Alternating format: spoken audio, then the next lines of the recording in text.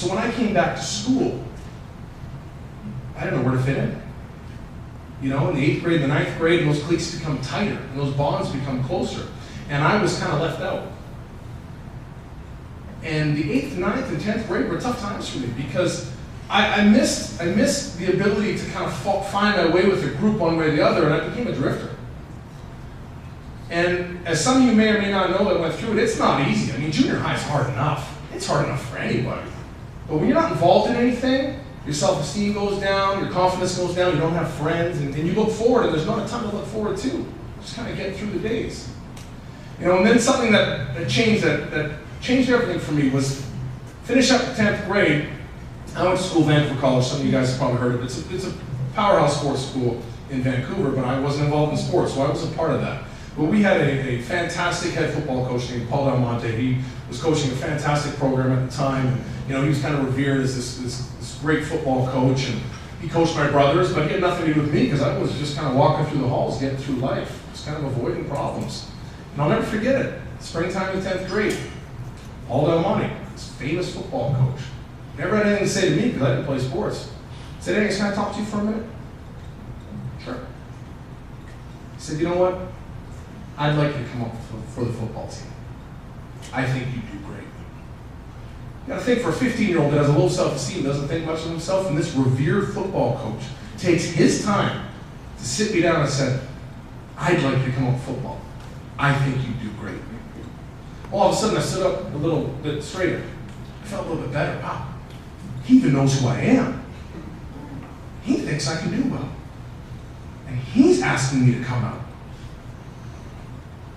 Wow. Yeah, I'll come out.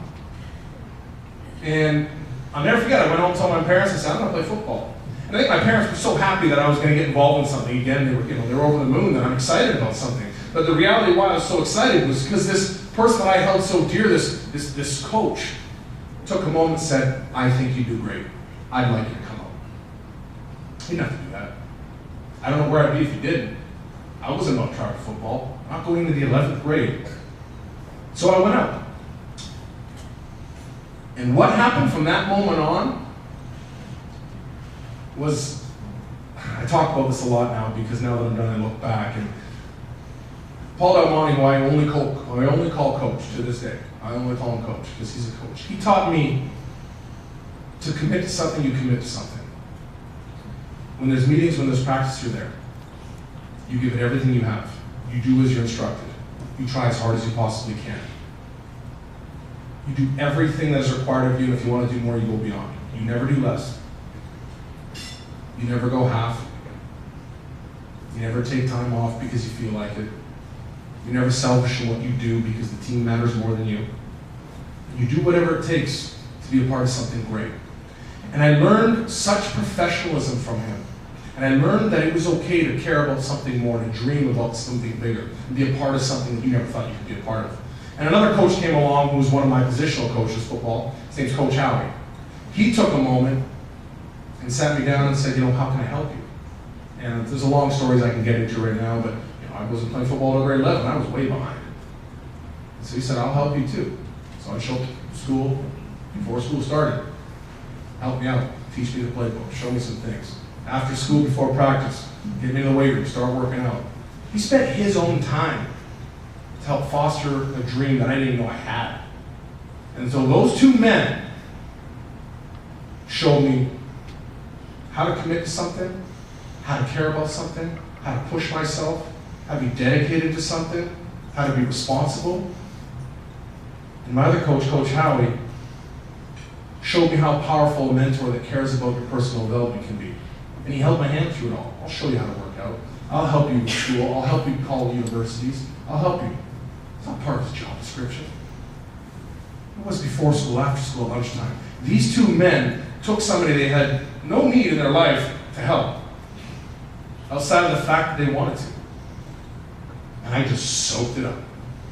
And I can get into all kinds of stories in my football life from that point forward. A lot of them was read in my bio. I went on and I became good enough through a year and a half of high school football to get a college scholarship to Simon Fraser. I did miss 3 of my 5 years. Anyone that follows college sports at a high level knows that is pretty ridiculous that I was able to make it pro. I had a terrible sickness through university. told never to play sports again. And the two men I spent the most time with outside of my family were Coach Howie and Coach Del Monte. These are my high school coaches. They're not coaching me anymore. I leaned on them. They were mentors to me now.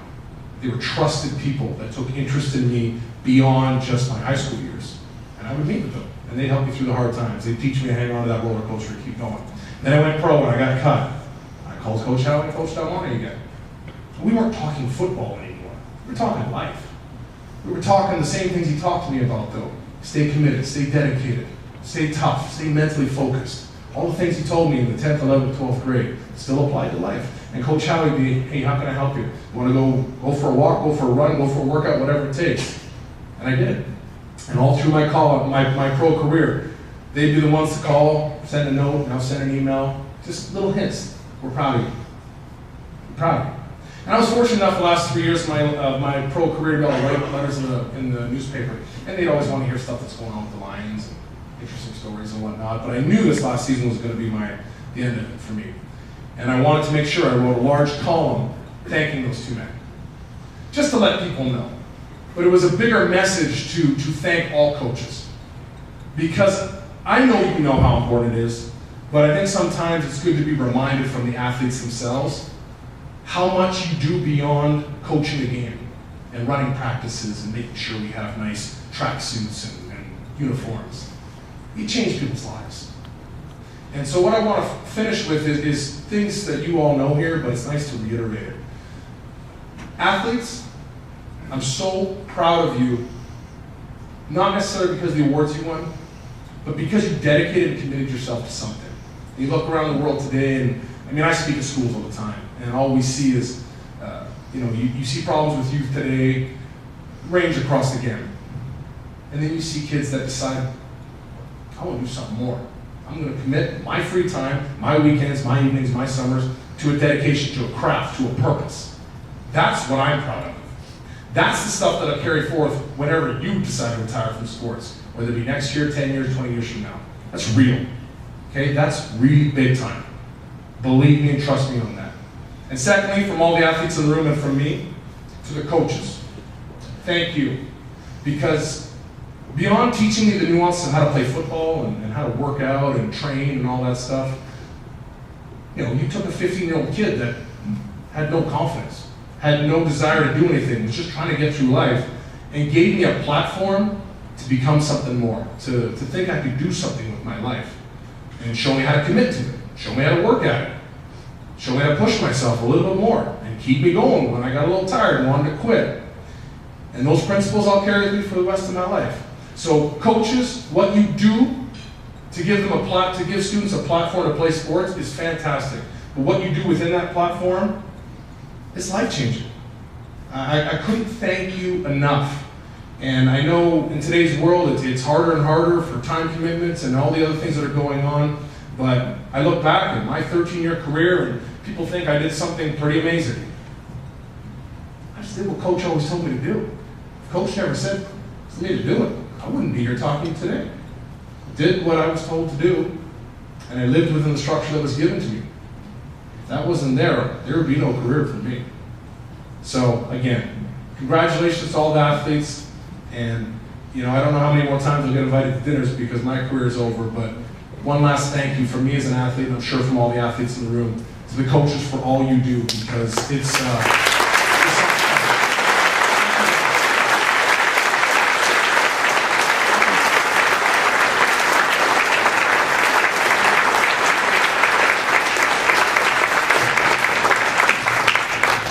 A few months ago when we were trying to determine who to get to speak tonight, everybody kept saying, you gotta get Angus Reid, you gotta get Angus Reid, and now I know why. Thank you, Angus, that was very inspiring. A couple things for you. First of all, like we did for AJ, thank you for speaking at the first annual North Okanagan Rotary Athletic Awards in recognition of the time we've donated to the Rotary Foundation to provide a water filtration system for families in Kenya. In your name, thanks.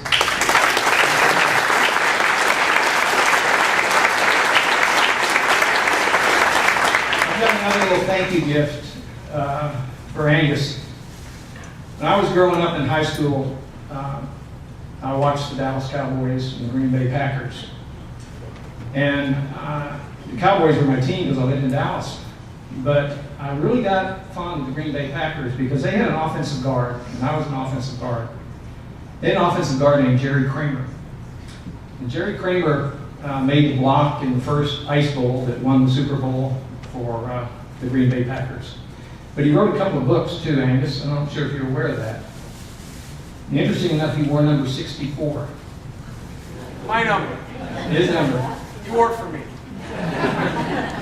But I found a very old copy, and I thought I'd give it to Angus tonight. Wow. Jerry Kramer's Farewell to Football.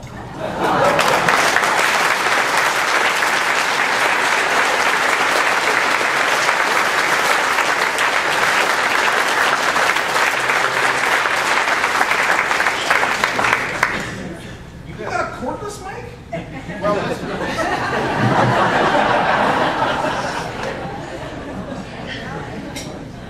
It tells me anything.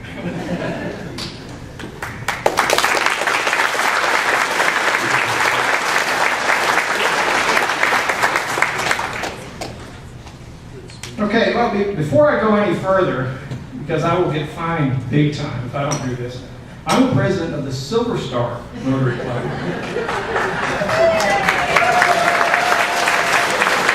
We're the richest club, and we are the best Rotary Club in town. Now, one of